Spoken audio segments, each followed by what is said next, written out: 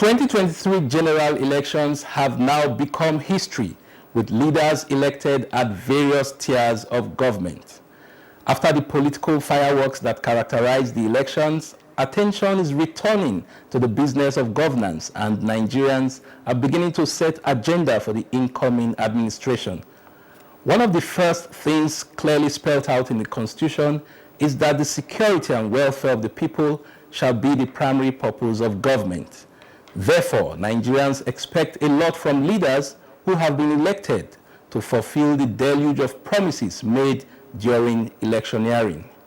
The incoming government has a Herculean task to measure up to the expectations of citizens by responding to their legitimate yearnings for good governance. What do Nigerians expect from the next administration? We shall find out on this agenda-setting episode of 30 Minutes. Welcome to the program. I am Mitaire Ikpen. It is safe to say most Nigerians expect the next administration at the federal level to hit the ground running and get its priorities right in all facets of national life. Tope Alabi in our first report brings us the expectations of a cross-section of Nigerians. The 2023 presidential election in Nigeria has come and gone, with Bola Ahmed Tinubu of the ruling All Progressives Congress declared winner and president-elect. Its closest rivals were Atiku Abubakar of the People's Democratic Party and Peter Obi of the Labour Party are already in court challenging Tinubu's victory, but these will not deter the transition program as indicated by the Presidential Transition Council headed by Boss Mustafa. By the grace of God, there will be a formal handover on the 29th of May. It's a constitutional matter, and it has to be resolved. All litigations, whether resolved or unresolved, will not in any way stop the formal transfer of power. President Buhari is not spending a day extra after the 29th. He would hand over power to whoever has been declared by INEC. Of course, for an election like this, there must be a winner and a loser. But I don't really see that as a loss per se, because everybody is going to contest with ideas of how to bring about, improved development. So I believe that after elections, when one person has been declared as the winner, the other person should accept defeat in good faith, but should not cease to also offer his contributions to whoever has been elected as the leader. All of them are of the same intentions to better the lot of the people. And I believe that they can always advise and bring to bear some of the ideas they have. All eyes are already on the incoming government and what it will bring to the table in terms of national growth and development. Many Nigerians believe the task ahead of the Tinubu administration is enormous, especially in uniting the country and restoring public faith in government. We need leadership. That's what it calls for. A leader who can actually bring everyone together is what Nigeria desire at this time. And the lack of it is not going to augur well for the country. The religious bigotries, the tribalism, go to your state syndrome, and all sort of things that rear its heads during this election is something that, as a nation, we should frown at and must look for a way to stem it. We need to be united and we need to heal. The first thing is who they actually nominate to get appointive position as cabinet ministers will go a long way to show if this government is serious to actually bring about the dividends of democracy or is business as usual. I am challenging the next president to first of all define democracy as a system of government that abhors violence. A system of government that does not allow, electoral malpractice. And also a system of government that ensures that, whatever is the agenda, that is being, the manifesto that has brought the party to power, that agenda is fulfilled to the satisfaction of the Nigerian people or the voters. And there should be no discrimination in terms of, oh, this particular area of the country did not vote for me, or this individual was my political enemy. No.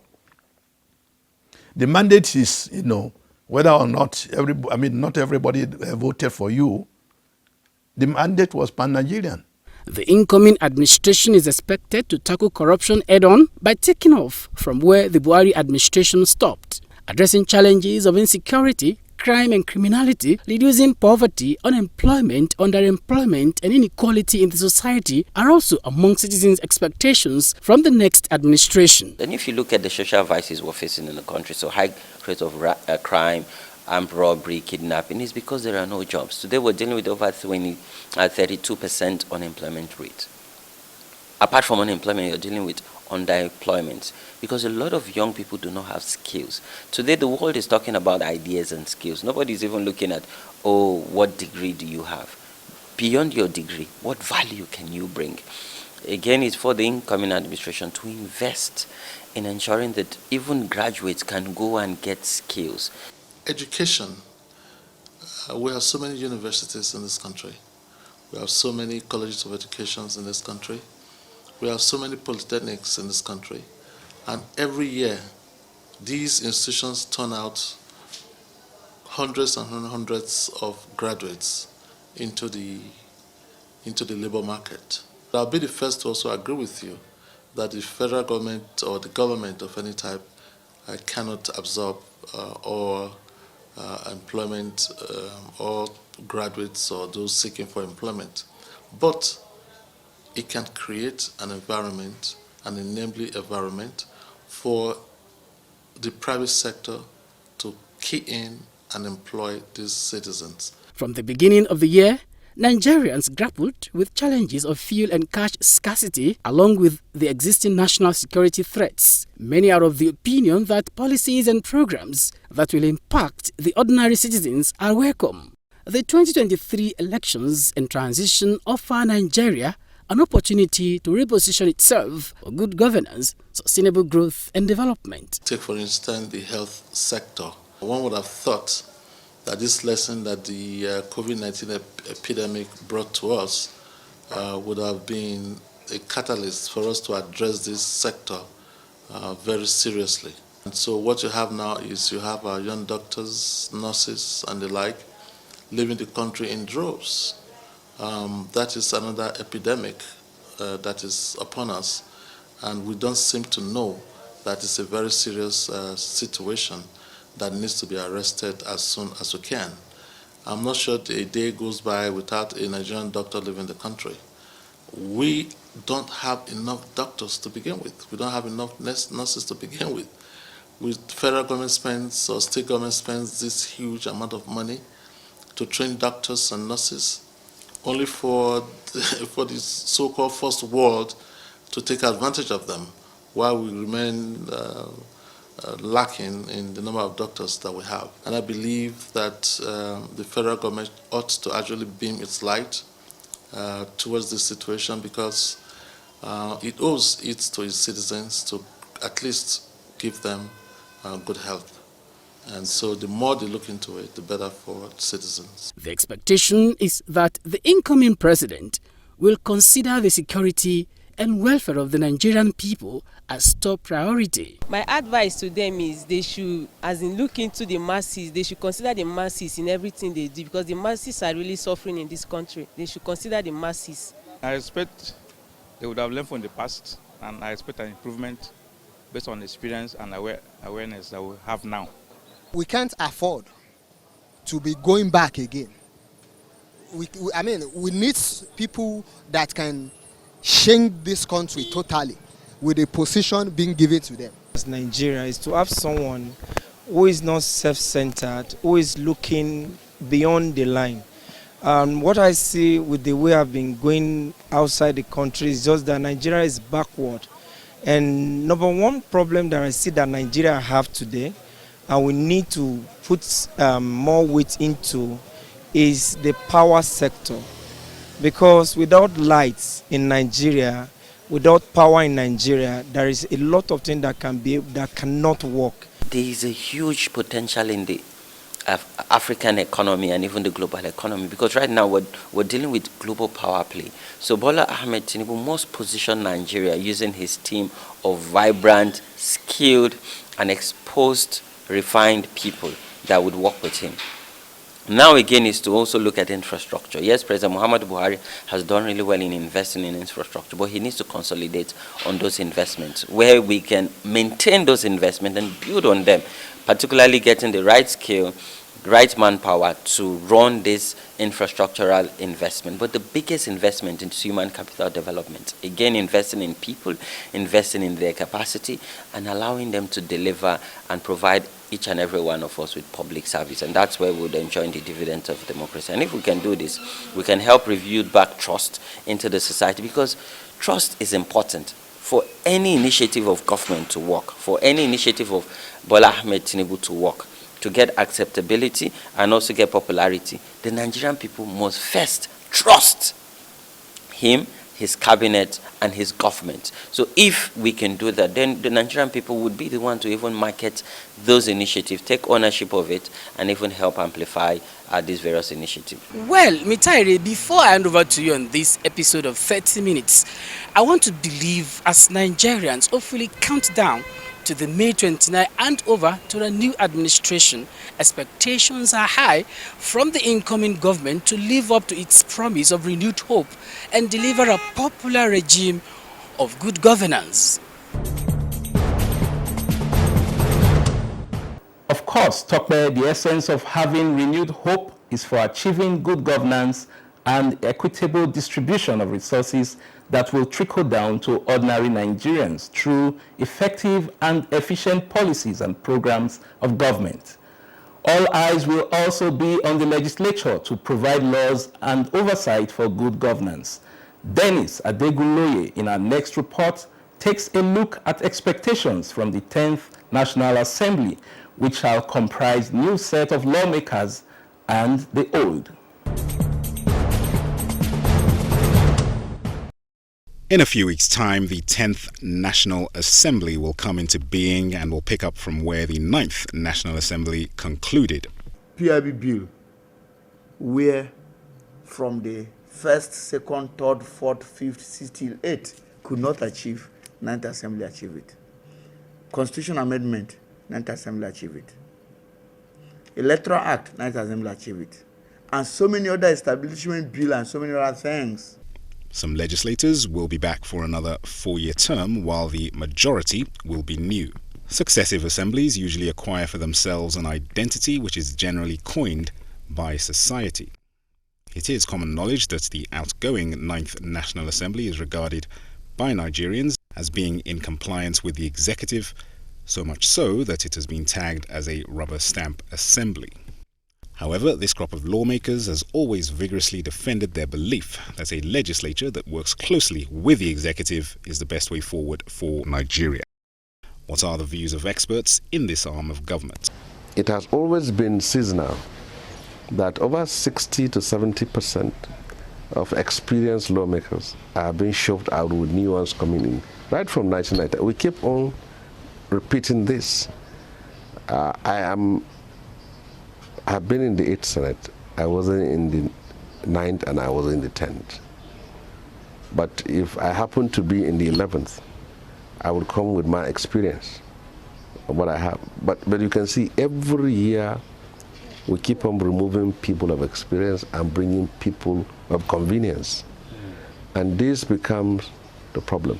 My expectation with the 10th National Assembly is that they have to duty to maintain the sanctity of the parliament, its independence, and also its responsibility in performing its oversight function.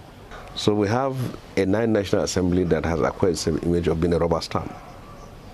Our own 8th is meant to be too hostile and combative. So the 10th now will now have to carve a niche for themselves. Well, you saw that a lot of people christened the 9th Assembly a rubber stamp assembly. Not me, not my assessment. And it was also from the statement of the leadership, who initially, even at their inauguration, said that whatever the president, whatever that comes from the presidency, they will approve, which for me was a wrong start and a wrong statement. Yes, there are three arms of government: the legislature, the judiciary, the executive. Yes, their functions are supposed to be complementary, but there is some level of independence, especially between the legislature and the executive, because the legislature is the bastion of democracy, is the heartbeat of democracy, which is defined government of the people, for the people, by the people. And that's why they are like the watchdog. They checkmate the executive. So you cannot say whatever they bring. So people's impression was that it was a rubber stamp legislature. But for the 10th assembly, for the 10th legislature, I've saw people jostling already for positions, especially the Senate President and Speaker. Yeah. First and foremost, the 109 legislators, to a large extent, are qualified, but there is hierarchy clause. Yes. But in that hierarchy clause should not take away the most important thing, and that is capacity, ability, antecedent, character. That's why that seniority clause came in, that you would have been known by your performance in the legislature.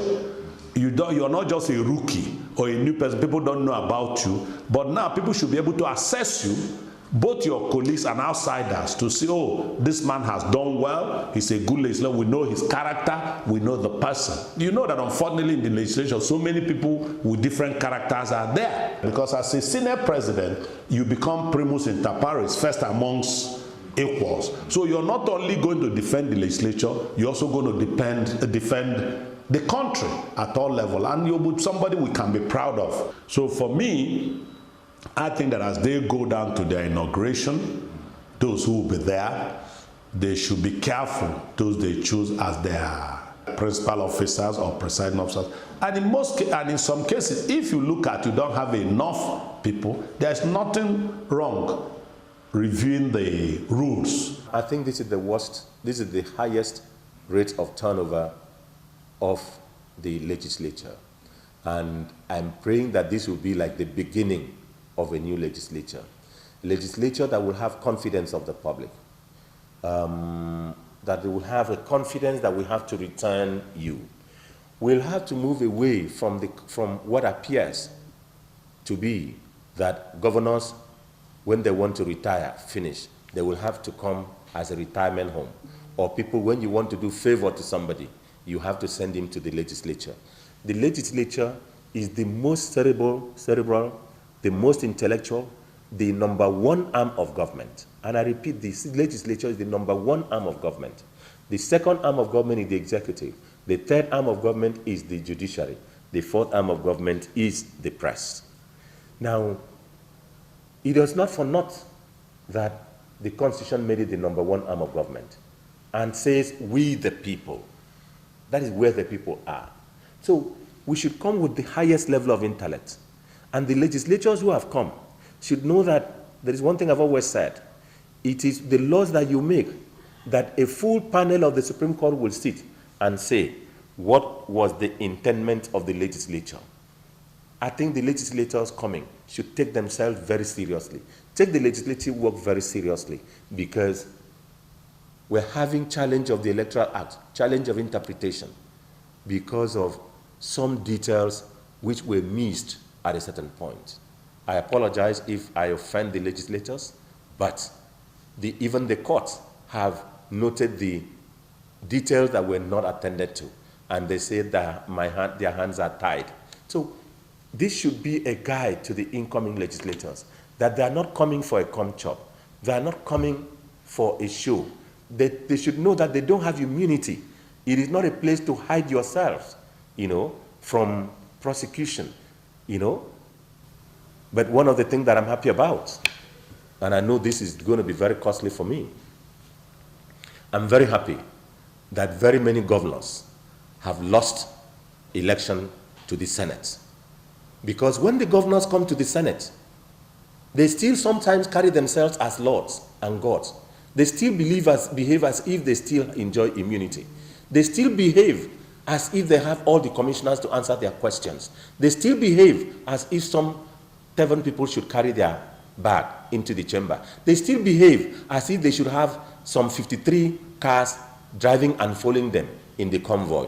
I'm very happy that they have lost election. I'm very, very happy.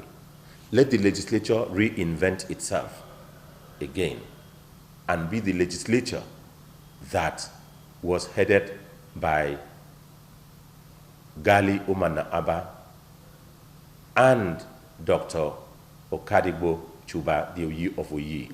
Let the legislature reinvent itself again. And as for issues critical to Nigerians, what should be the focus of the incoming legislators?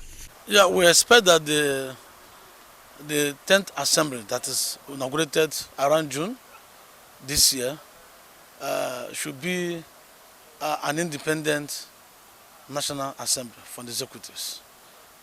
They must do their work and be a check on the executive arm of government.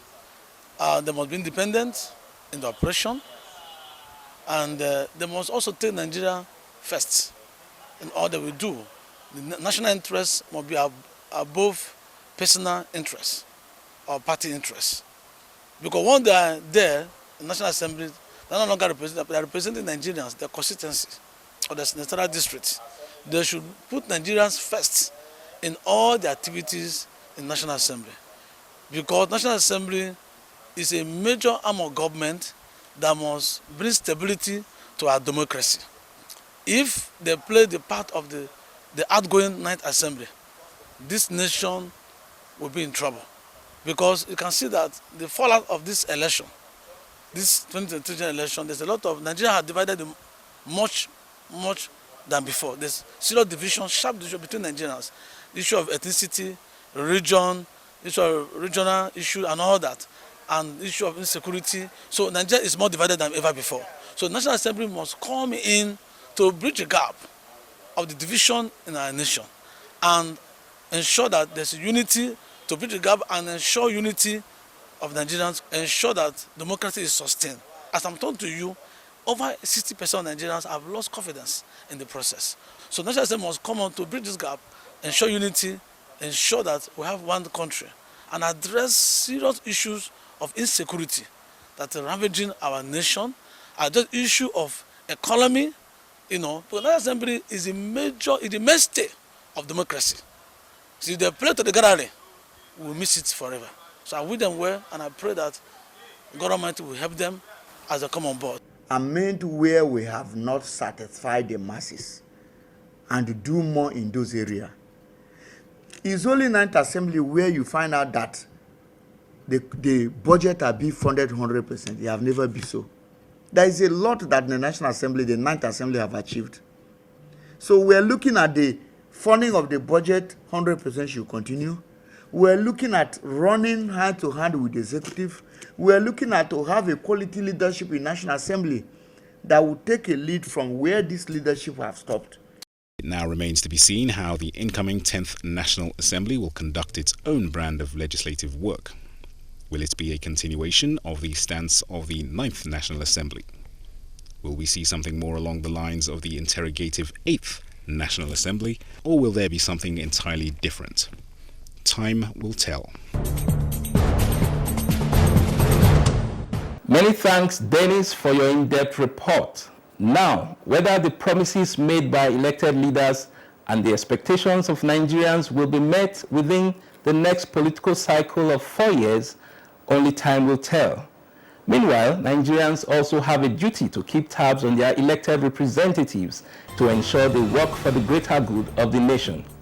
That's it for 30 Minutes today. Look out for another interesting episode of the program next week. I am Mitaire Ikpen. Bye for now.